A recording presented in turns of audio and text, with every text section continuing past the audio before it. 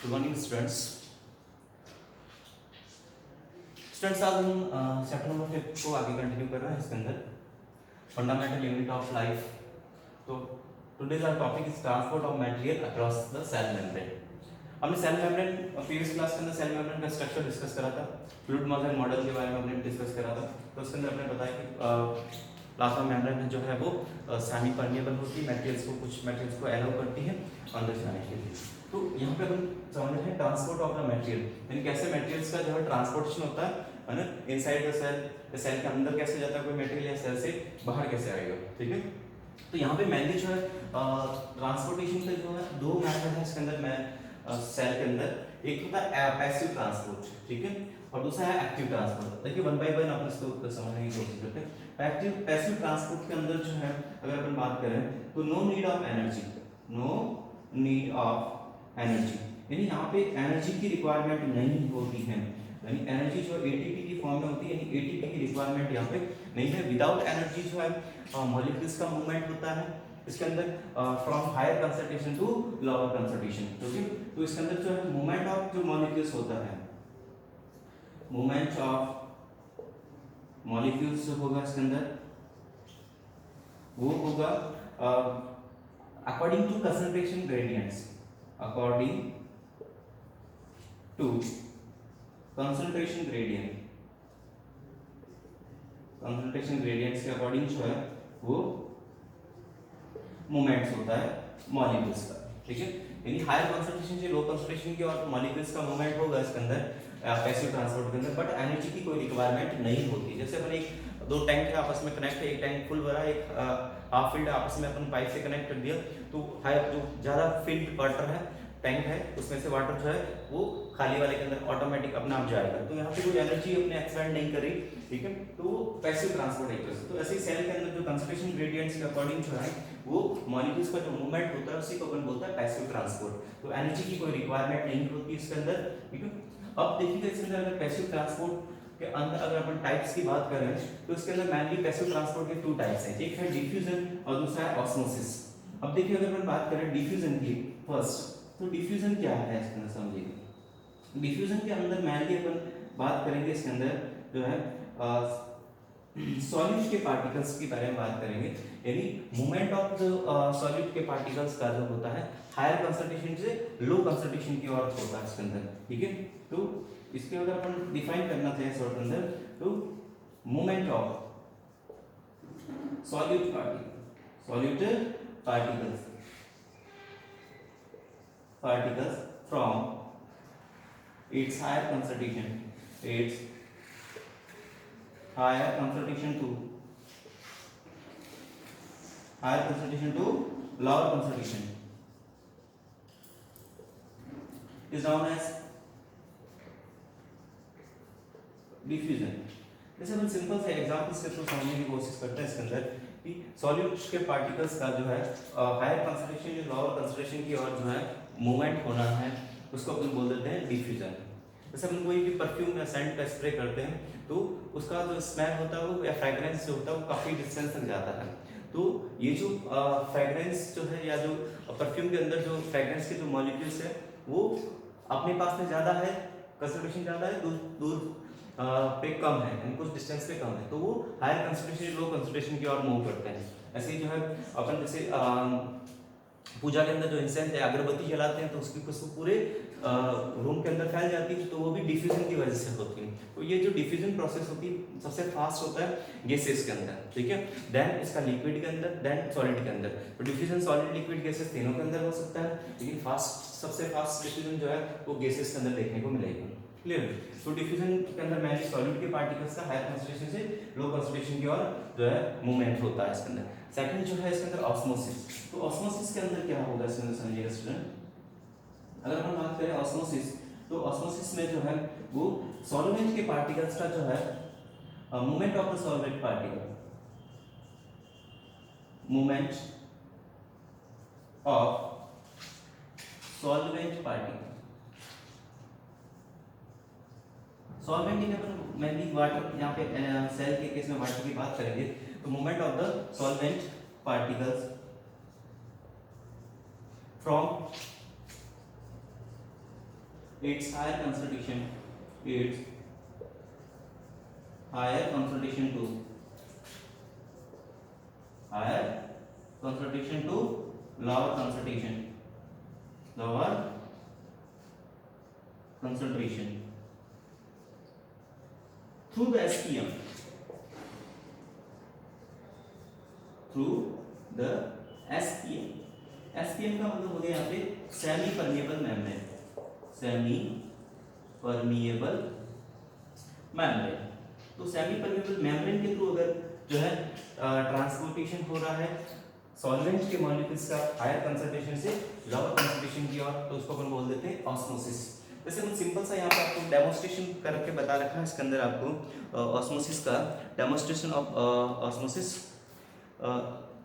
अपन जैसे किशमिश को लेके जो है वाटर के अंदर डालते हैं, इसके अंदर जो रेजेंट्स होती है किशमिश को अपन वाटर के अंदर रख दें तो कुछ टाइम के अंदर ये स्वेल हो जाती है। तो उसका स्वेल होने का रीजन क्या है कि जो आपने किशमिश लिया है उसके अंदर की तरफ जो है वाटर के मॉलिक्यूल्स का कमी है, अंदर जो है वो शुगर है, ठीक है, स्वीट होती है तो अंदर जो है शुगर ज्यादा है वाटर कम है, और बाहर आपने वाटर के अंदर रखा तो वाटर के मॉलिक्यूल बाहर ज्यादा है, तो वाटर के मॉलिक्यूल्स क्या करेंगे, इसकी हाई कंसंट्रेशन से लो कंसंट्रेशन की ओर मूव करेंगे, तो वाटर मॉलिक्यूल्स इनसाइड द जो रेजिन्स कम है तो ये वाटर मॉलिक्यूल्स एंटर करेंगे, जिस वजह से ये आपकी जो किशमिश है रेजिन्स ये जो है स्वेल हो जाती है।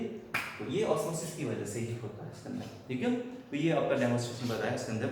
इसके अलावा एक और डेमोन्स्ट्रेशन है इसके अंदर आपका टी-सेल फनल का से भी अपन इसको डेमोन्स्ट्रेट कर सकते हैं। तो टी-सेल फनल के अंदर क्या होगा, इसके अंदर ये स्पेशल टाइप की फनल है जिसका बॉटम जो है वो ओपन होता है। यहाँ पे अपन एक जो सेमी परमेबल मेम्ब्रेन या पार्चमेंट पेपर लगा देते हैं इसके अंदर, और इसके अंदर अपन फिल कर देते हैं शुगर सॉल्यूशन या शुगर सिरप से फिल कर देते हैं। तो इसके अंदर जो है वो है शुगर सिरप आपने डाल दिया, ठीक है।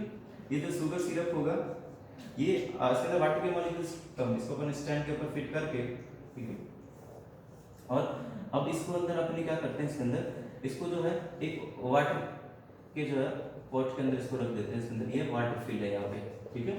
अब क्या होगा इसके अंदर, आपने इसके अंदर शुगर सिरप फिल करा, आपने पहले मार्क कर दिया लेवल इसका कि कुछ टाइम के लिए आप रखोगे, तो यहाँ पे आपने लगाया इसके अंदर ये एसपीएम है, सेमी परमेबल मेम्ब्रेन। यहाँ पे पार्चमेंट पेपर आप यूज कर सकते हैं इसके अंदर, या फिर कोई एनिमल की मेम्ब्रेन का यूज कर सकते हैं यहाँ पे। तो क्या होगा, वाटर के मॉलिक्यूल्स जो है इसकी कंसंट्रेशन इधर बाहर ज्यादा है, अंदर कम है, तो वाटर मॉलिक्यूल्स के अंदर एंटर करना शुरू करेंगे, तो कुछ टाइम बाद में इसका लेवल जो है वो राइज अप हो जाएगा। तो ये जो है ऑस्मोसिस की वजह से हो रहा है इसके अंदर। तो ये एक्टिविटी आपके बुक के अंदर एक्सप्लेन कर रखी है इसके अंदर ऑस्मोसिस के अंदर। अब नेक्स्ट अगर अपन बात करें आपका डिफ्यूजन अपने डिस्कस कर लिया, ऑस्मोसिस डिस्कस करा, तो यहाँ पे देखिएगा आपको दे रखा है इसके अंदर significance of the diffusion, significance of the diffusion. तो अभी आपका जो है डिफ्यूजन का अपन एनिमल के अंदर क्या सिग्निफिकेंस है, तो डिफ्यूजन के थ्रू जो है अपने बॉडी के अंदर जो है एक्सचेंज ऑफ गैसेस यानी O2 और CO2 का जो एक्सचेंज होता है लंग्स के अंदर, एल्वियोलाई के अंदर, वो by the process of diffusion ही होता है। दूसरा जो है इसका ऑस्मोसिस जो है गैसेस एक्सचेंज के अंदर हो गया। दूसरा इंटरसेलुलर डिस्ट्रीब्यूशन के अंदर हेल्प होता है इसके अंदर, यानी सेल के अंदर जो है कोई भी मटेरियल का जो डिस्ट्रीब्यूट करना है वो डिफ्यूजन के थ्रू इजीली हो जाता है इसके अंदर। ट्रांसपिरेशन के अंदर वाटर वेपर जो होता है वो इवेपोरेट होता है अपनी बॉडी से, तो या प्लांट्स के अंदर होता है मेनली, ये ट्रांसपिरेशन के अंदर हेल्प करता है। एरोमा अगर बात करें कि फ्रूट्स और फ्लावर होता है उसका जो खुशबू होता है वो डिफ्यूजन की वजह से ही फैलता है। नेक्स्ट आपका टॉपिक ऑस्मोसिस हमने डिस्कस करा, तो यहाँ पे ऑस्मोसिस के जो है और टाइप्स ऑफ इसके अंदर ऑस्मोसिस आपको बताया इसके अंदर। तो ऑस्मोसिस के अंदर देखिएगा इसके अंदर आपने टू टाइप्स है मेनली, एंडोऑस्मोसिस और एक्सोऑस्मोसिस। ऑस्मोसिस के अंदर दो टाइप है, एक है एंडोऑस्मोसिस, एंडोऑस्मोसिस, और दूसरा होता है एक्सोऑस्मोसिस। देखिए स्टूडेंट, एक्सो और एंडो, एंडोऑस्मोसिस यानी इनसाइड यानी अंदर की तरफ एंटर करना, और एक्सो यानी बाहर की तरफ एंटर करना। तो देखिएगा इसके अंदर अगर देखिए कोई भी जैसे इसके अंदर अपन रेजिन्स के अंदर अपने बात करा, वाटर के अंदर रखा, तो वाटर अगर इसके अंदर एंटर कर रहा है, किसमें इसके अंदर जा रहा है, तो ये वाटर इनसाइड द सेल जा रहा है, तो उसको अपन एंडोऑस्मोसिस बोल देंगे, ठीक है। अगर इसी जो है ये जो स्वेल जो है रेजिन से इसमें से इसको अपन वापस शुगर सिरप के अंदर रखें, तो इसके अंदर वाटर वापस इससे आउट हो जाएगा, इससे बाहर निकलेगा, उसको अपन एक्सोऑस्मोसिस बोलेंगे। तो वाटर के मॉलिक्यूल्स का जो है सेल के अंदर एंटर करना वो तो हो जाएगा एंडोऑस्मोसिस, और सेल से बाहर निकलना एक्सोऑस्मोसिस हो जाएगा। क्लियर? तो ये तो अपना था पैसिव ट्रांसपोर्टेशन।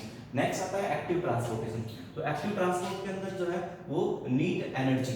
एक्टिव ट्रांसपोर्ट के अंदर क्या चाहिए? एनर्जी की रिक्वायरमेंट होती है। तो ये जो एनर्जी होती है वो एटीपी की फॉर्म में अपने बॉडी के अंदर स्टोर होती है, तो एनर्जी या एटीपी की रिक्वायरमेंट होती है। और इसके अंदर जो मूवमेंट जो होता है, मूवमेंट ऑफ जो पार्टिकल या मॉलिक्यूल्स होता है वो अगेंस्ट द कंसंट्रेशन ग्रेडियंट्स हो सकता है। तो मूवमेंट जो है ऑफ मॉलिक्यूल्स इसके अंदर वो होगा against the concentration gradients, against the concentration gradients हो जाएगा। तो कंसंट्रेशन ग्रेडियंट्स के अगेंस्ट होगा, ठीक है। यानी लो कंसंट्रेशन से हायर कंसंट्रेशन की और मॉलिक्यूल्स का मूवमेंट हो सकता है इसके अंदर, क्योंकि एनर्जी की यहाँ पे कंजप्शन हो रहा है। तो ये एक्टिव ट्रांसपोर्ट कहलाता है। एक्टिव ट्रांसपोर्ट के अंदर अगर अपन बात करें मेनली जो है एंडोसाइटोसिस और एक्सोसाइटोसिस, इसके टाइप है। इसके अलावा भी जो है कुछ जो है एक्टिवेटेड जो चैनल होते हैं अपने बॉडी के अंदर, सेल के अंदर सोडियम पोटेशियम पंप या पोटेशियम पंप, ये भी जो है एक्टिव ट्रांसपोर्ट के थ्रू जो इसका एक्सचेंज करते हैं। तो यहाँ पे अपन मेनली जो है टू टाइप्स समझ रहे हैं, एंडोसाइटोसिस और एक्सोसाइटोसिस। एंडोसाइटोसिस हमें देखिएगा इसके अंदर, अगर एंडो इन यानी अगर कोई भी मॉलिक्यूल्स को जो है सेल इनटेक कर रही है तो उसको अपन बोल रहे हैं एंडोसाइटोसिस, ठीक है। अब ये एंडोसाइटोसिस के अंदर अपन सेल अगर मान लीजिएगा अगर लिक्विड मेटेरियल को इंटेक कर रही है, अगर लिक्विड मॉलिक्यूल्स को या फ्लूइड को इंटेक कर रही है तो उस प्रोसेस को अपन बोल देते हैं पिनोसाइटोसिस, ठीक है। और अगर जो है सेल कोई सॉलिड पार्टिकल्स को इंटेक कर रही है देन इसको अपन बोलेंगे फेगोसाइटोसिस, ठीक है। तो एंडोसाइटोसिस यानी इंटेक ऑफ द मॉलिक्यूल्स हो जाएगा, सेल के अंदर लेना, और अगर लिक्विड है तो पिनोसाइटोसिस और सॉलिड है तो फेगोसाइटोसिस। एक्सोसाइटोसिस का अपोजिट है, एक्सो यानी आउट करना, यानी मॉलिक्यूल्स को सेल से बाहर करने को जो है अपन एक्सोसाइटोसिस बोल देंगे। तो एक्सोसाइटोसिस मेनली जो है अनवांटेड जो सब्सटेंस होते हैं सेल के अंदर या कोई उसको जो है सेल जो है एक्सोसाइटोसिस के थ्रू बाहर करेगी, ठीक है। तो ये प्रोसेस होती है एक्सोसाइटोसिस और एंडोसाइटोसिस प्रोसेस होती है मेनली, ठीक है। इसके अंदर हमने समझ लिया ये।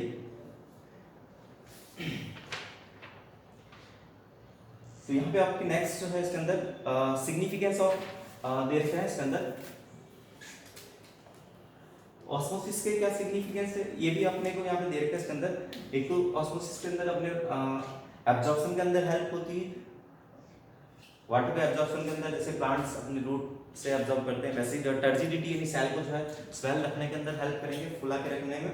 और cell to cell water movement भी जो है ऑस्मोसिस के थ्रू हो सकता है। सीड जो जर्मिनेट होते हैं उस टाइम भी ऑस्मोसिस प्रोसेस के द्वारा ही वो वाटर को एब्जॉर्ब करके उसके एंजाइम्स एक्टिवेट होते हैं, ठीक है। तो ये तो था अपना एक्टिव और पैसिव ट्रांसपोर्ट, ठीक है। तो इसके अंदर अपने एक्टिव पैसिव दोनों को डिस्कस करा। अब नेक्स्ट टॉपिक जो है इसके अंदर आपका आएगा इसके अंदर सेल वॉल, ठीक है। तो सेल मेम्ब्रेन हमने डिस्कस कर लिया है पूरा। सेल मेम्ब्रेन के थ्रू जो है मैट्रिक्स का ट्रांसपोर्टेशन कैसे होता है वो अपने यहाँ पे डिस्कस कराया है क्लास में। तो नेक्स्ट आपका टॉपिक होगा cell wall. Okay student, next class में डिस्कस करेंगे। Thank you.